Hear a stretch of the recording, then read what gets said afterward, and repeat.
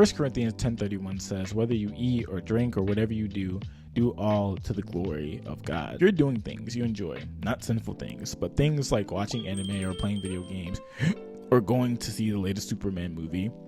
Then enjoy those things. Look for ways you can glorify God through the entertainment that you're engaging with. What glorifying God looks like will be different for every brother and sister, and that's okay. One thing that always gets me, and I think I've mentioned this before, is that throughout the whole biblical narrative, there are some pretty wild and crazy things.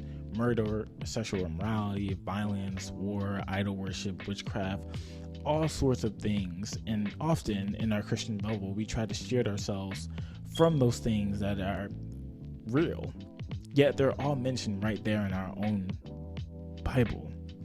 Not because God is telling us to do these things, but because he's telling a story about how he is redeeming the world back to himself, including some ugly parts in that story. Like, if you just read the book of Judges, it's all ugly, but God doesn't shy away from including this stuff because it shows us how desperately we need a savior, and that savior is Jesus.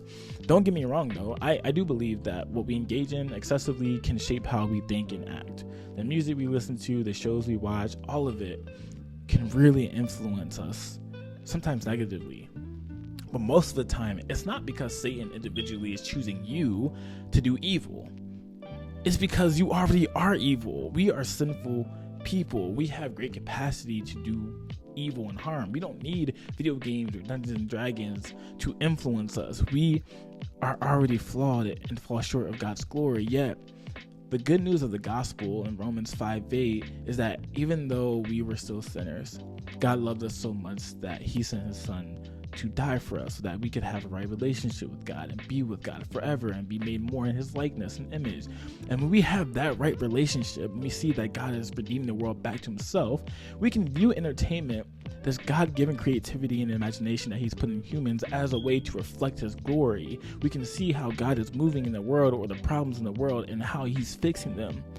But the tendency to see things in black and white, the good or bad, is within us all. People on YouTube or your friends don't understand why you engage with fictional mediums and try to discourage you.